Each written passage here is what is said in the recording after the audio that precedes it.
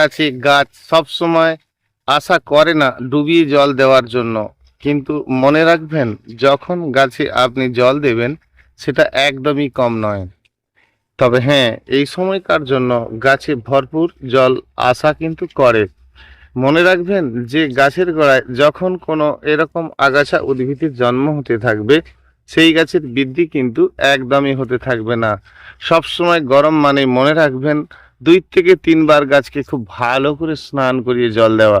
আপনি জানেন কি, গাছকে যত স্নান করিয়ে জল দিতে পারবেন গাছের পোকামাকড় থেকে অনেকটা দূরে থাকবে। অর্থাৎ গাছকে যত স্নান করিয়ে করিয়ে জল দিতে পারবেন আর আপনার গাছটি সুন্দর থাকবে, যার মধ্যে পোকাই থাকবে না এবং গাছটি ফ্রেশ থাকবে। নমস্কার বন্ধুরা, পুষ্পশ্রী নার্সারি কলাঘাট, আমি কমল। আজকে এসেছি আপনাদের কাছে এরকমই আরেকটি তথ্য নিয়ে আর গাছেদের বিষয় নিয়ে। এখানটা যদিও রৌদ্র কম আসে, আর আসে মানে তাহলেও তো ধরুন এখানে 2 থেকে 3 ঘন্টা রৌদ্র আসে। আর গাছের আমি ডগাগুলো কাটিং করে গেড়ে দিয়েছি, চাপা কি দিয়েছি? দিই না, দেখুন। আর উপরের মাটিটা শুকিয়ে যাওয়া মানেই আপনাকে জানতে হবে যে উপরের মাটি শুকিয়ে যাওয়া মানে যে মাটি শুকনো হয়ে গেছে তা কিন্তু নয়।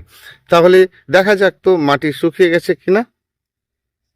দেখুন ভেতরকার মাটি কিন্তু ভেজা রয়েছে, তার মানে আপনি যখন একটা গাছ রোপণ করেন আর সেক্ষেত্রে 2 দিন 3 দিন ছাওয়ায় রেখেছেন, তো তাহলে দেখা যাক এই গাছের ডগা মাত্র দেখুন এই 2 থেকে 3 দিন করে গাছটিকে রোপণ করা এটা হয়েছে। এটি একটি আজওয়ানের গাছ।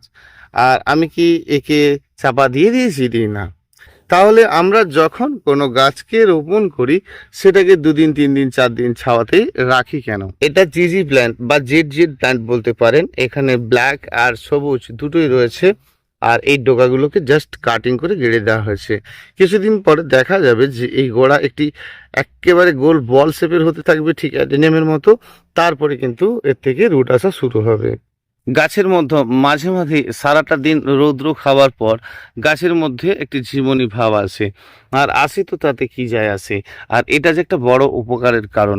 দেখুন গাছটা ঝিমোনো শুরু হয়েছে আর একদম ডুবিয়ে জল দেওয়া হবে।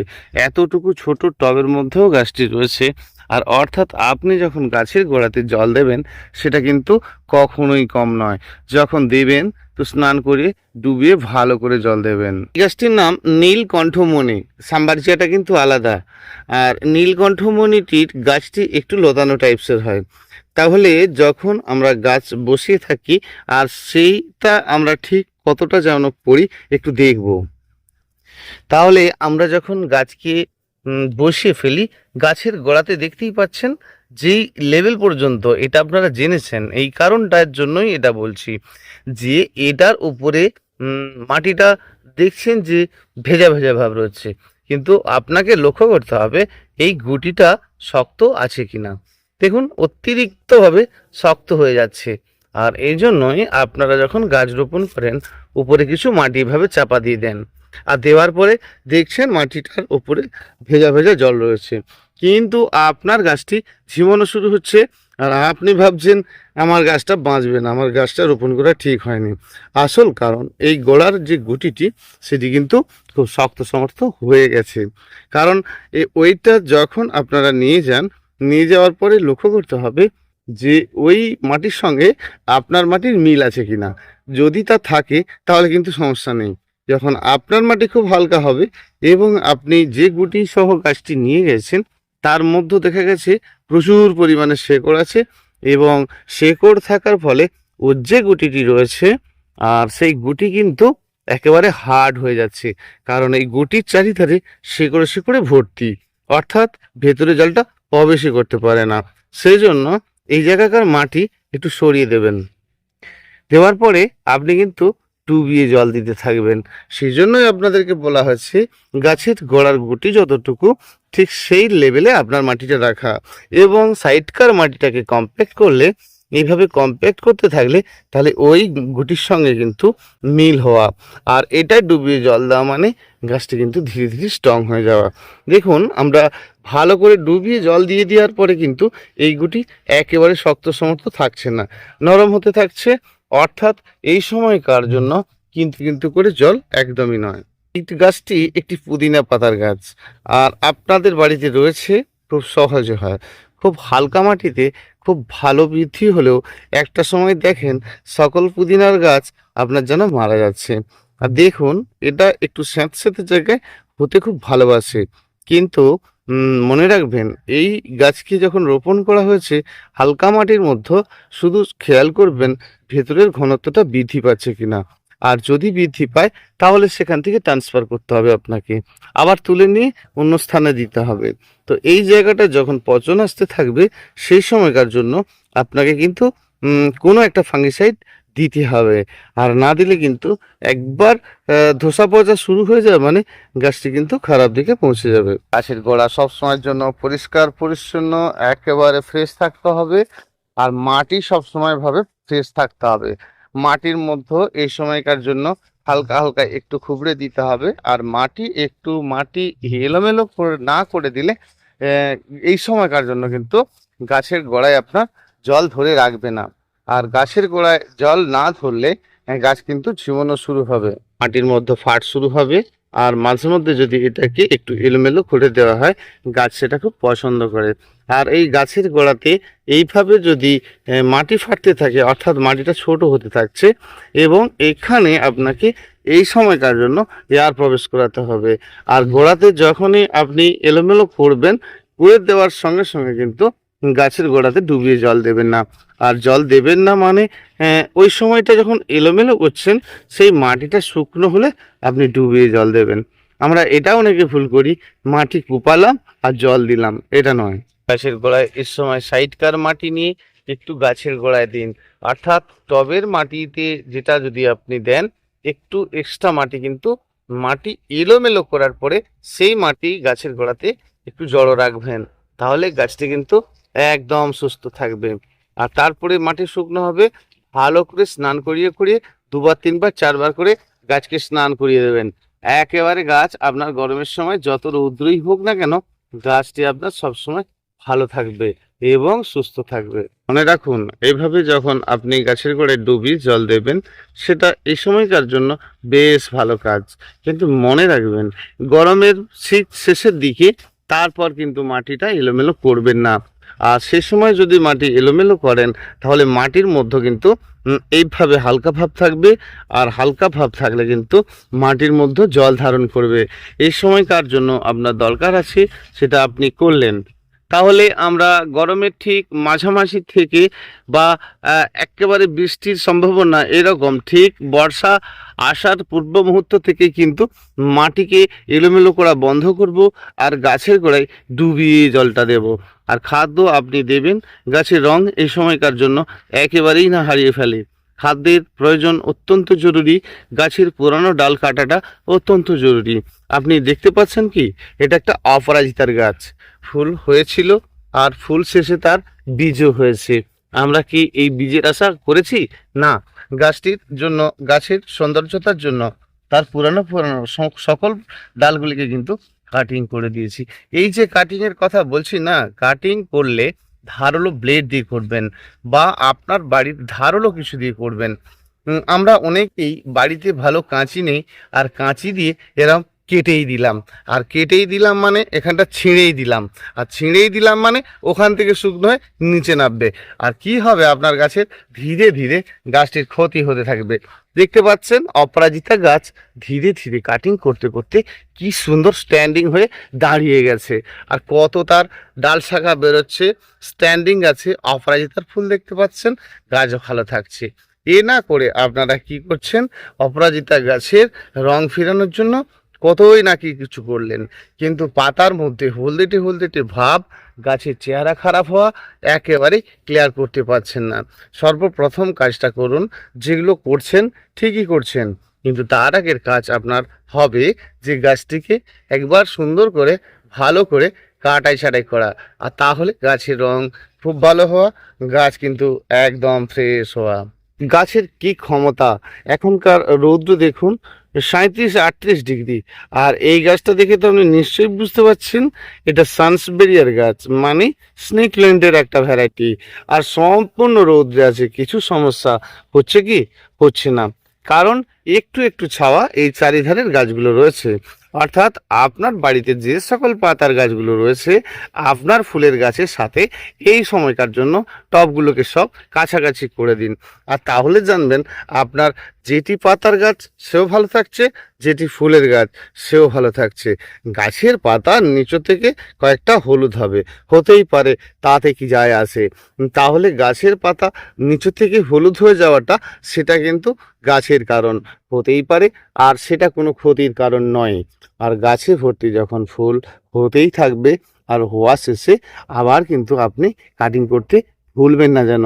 কাটিংয়ে গাছের সৌন্দর্যতা, ফাইনাল কাটিং না করলেও কিছুটা করে অবশ্যই কেটে ফেলবেন। দেখুন না এই গাছটি একেবারে নতুন ভ্যারাইটির এই ফুলটি, আর এই ফুলটি আমরা কি করছি, এখান থেকে কাটিং করে দিয়েছি, দেওয়ার পরে আবার নতুন নতুন ডাল শাখা বেরোনো শুরু হয়েছে। দেখতে পাচ্ছেন গাছের রং কত ভালো আছে। আর যে ডালটিকে কাটাই হয় না, দেখুন ভালো করে লক্ষ্য করুন, বুঝতে পারবেন এই ডালটি ফ্রেশ বেরোচ্ছে, সুন্দর থাকছে। আর যে ডালটি কাটিং করা হয় না সে পাতা ঠিক দেখুন আগার দিকে ডগার দিকে কি হচ্ছে না, শুকনো শুকনো শুকনো শুকনো ভাব এসে গেছে। আর এটার জন্য আমরা কি করছি, নানান ধরনের ওষুধ দিচ্ছি। প্রথম কাজ হবে গাছের ডগাটিকে কাটিং করা। আর কাটিং করা মানে গাছের কিন্তু সুন্দর সুন্দর পাতার জন্ম হওয়া। আর সুন্দর পাতার জন্ম হওয়া মানে যে পুরানো পাতাটি ছিল সেটি কিন্তু অটোমেটিক খারাপ হয়ে যাওয়া। দেখুন তাহলে নতুন পাতার জন্ম হয়েছে আর ফ্রেশ হয়ে গেছে। গাছটা দেখতে ভালো লাগছে না? বাড়ছে বাড়ুক, বাড়তে দিন, সুযোগ দিন গাছকে। বেড়েছে তো বাড়তে দিন, বাড়ার পরে ফুল হবে, ফুল শেষেই আপনি কিন্তু আপনার মতন নিজেই গড়ে নেবেন।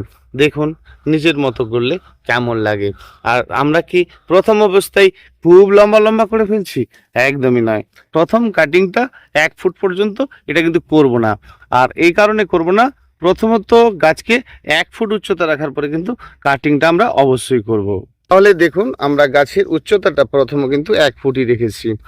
এটা পিঙ্ক কালারের ধুতরার ফুলের গাছ, কি লম্বা চড়া ফুল, একেবারে 1 ফুট সাইজের করে একটা ফুল, পিঙ্ক কালারের ধুতরা।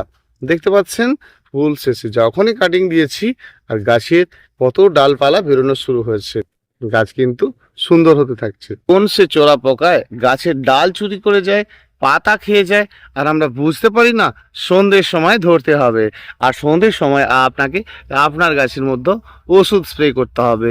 যে কোনো কীটনাশক দোকানে গিয়ে শুধু কীটনাশক নাম বলুন, যে একটা ভালো কীটনাশক ওষুধ দিন। আর সেই কীটনাশক ওষুধটা আপনি দিন, আর লিটারে 1 ml করে দিন।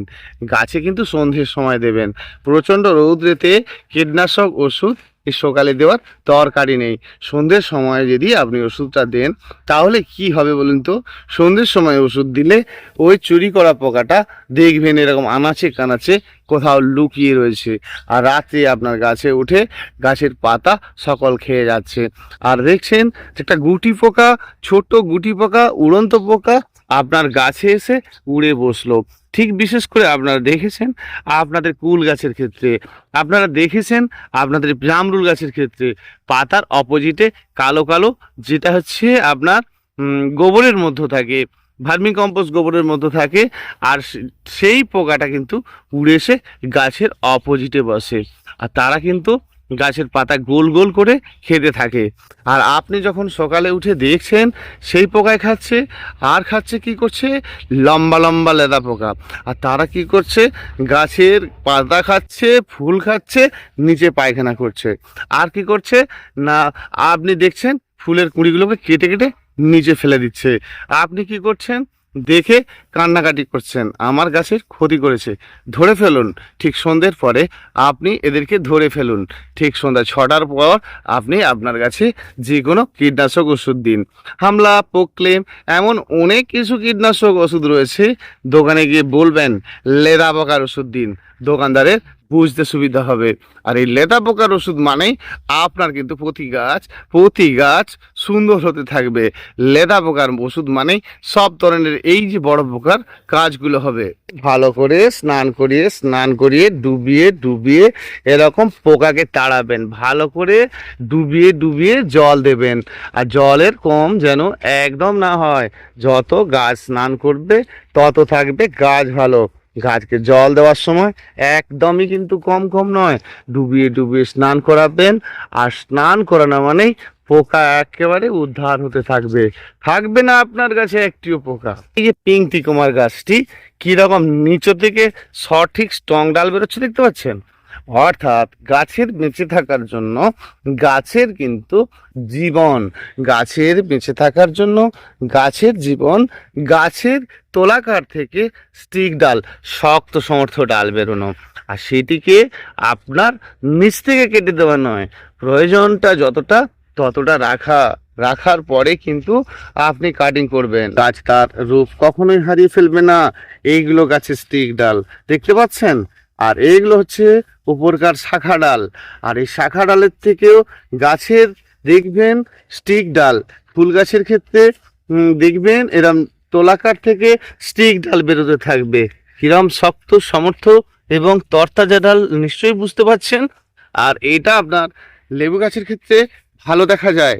অবশ্যই রাখবেন, সবসময়ের জন্য গাছ আপনার সুপার ফাস্ট থাকবে। যে কোনো গাছ যখন দুর্বল হতে থাকে আর তখনই গাছ একটি করে শক্ত সমর্থ স্টিক ডাল বের করতে থাকে। নিশ্চয়ই গাছটির এই যে ছোট ছোট শাখাগুলো রয়েছে আর এদের থেকে চারা কাটিং করে নিয়ে গাছটিকে কমিয়ে দেওয়া হয়েছে দেখতে পাচ্ছেন। এই সকলকে কাটিং করে দেওয়া হয়েছে। আর কাটিং করে দেওয়ার পরেই কিন্তু গাছ বেঁচে থাকার জন্য স্টিক ডাল বের করানো শুরু করেছে। আর একে কি আমরা কেটে দিয়েছি? না, আবার ঠিক নির্দিষ্ট হাইট 1 ফুটের মতো হবে, প্রয়োজন যতটা হবে ততটা রেখে তারপর আমরা আবার কেটে চারা করে নেব। এই গাছ প্রচুর বৃদ্ধি হয় আর তাদেরকে কিন্তু আমরা কাটাকাটি করলে তারা যে কোনোভাবে সহজে কিন্তু আবার নতুন শাখা বেরিয়ে যেতে পারে। যেমন এই আলমন্ডার গাছ খুব শক্তিশালী গাছ, একবার হতে থাকলে ফাস্ট হতে থাকে, কিন্তু সব গাছ তো তা না। আর সেই জন্য গাছের যে স্টিক ডাল আমরা কিন্তু রেখেই দিই। দেখুন এটা হচ্ছে দুর্বল ডাল গাছের, দেখুন এটাই মেন রোপণ করা হয়েছিল।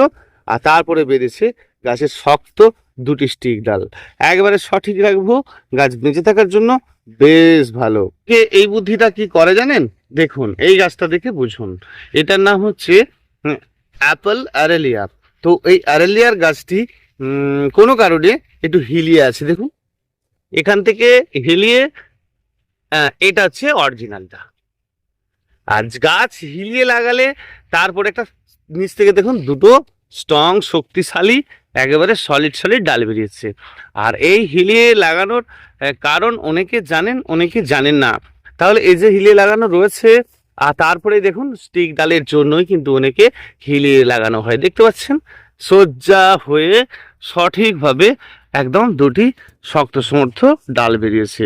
এর মানে আছে গাছ হেলিয়ে লাগানোর জন্য, আর সেই জন্যই কিন্তু গাছটি হেলিয়ে রাখা হয়েছে। অর্থাৎ এই একটা গাছটার নাম হচ্ছে চামেলি।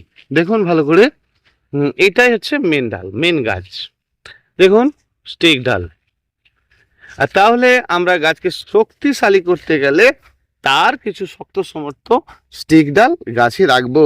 আপনি হিলিয়ে না বসালেও গাছের যে যখন আপনি ফুল শেষ একবার কাটিং করে দিচ্ছেন তখনই গাছ তার স্টিক ডাল বের করতে বাধ্য থাকবে। গাছে জল পাওয়ার পর গাছ সুস্থতা বোধ করে, আবার অসন্তুষ্ট বোধ করে তখনই তার সুস্থতার সঙ্গে সঙ্গে তার গোড়ায় যখন দেখে গাছ তো জল পেয়ে বেঁচে গেল, আর যখন দেখে প্রচুর আগাছা উদ্ভিদ আছে তারাই সব খেয়ে নিচ্ছে।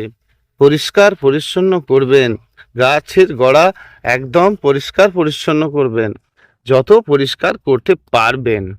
আর তা পরিষ্কার করার পর মনে রাখবেন এই গাছের শেকড়টাই মাটিতে রয়েছে, আর সেই জন্যই আপনাকে এলোমেলো করতে হবে। একবার এলোমেলো করা মানে গাছটি আপনার খুব ভালো থাকবে। বর্ষার সময় এই গাছগুলো জলে ডুবে গিয়েছিল, দেখুন এগুলো পুরানো গাছ। আর পুরানো গাছ জলে ডুবে যাওয়ার পরেও কি রূপটা নাই নিয়েছে, এর গোড়ায় এরকম জল ছিল এই পর্যন্ত, তবু গাছটা মৃত্যু হয় না। তার কারণ কি ছিল? না, বর্ষার সময় মাটি এলোমেলো করা ছিল না, বর্ষার সময় মাটি শক্ত সমর্থ ছিল।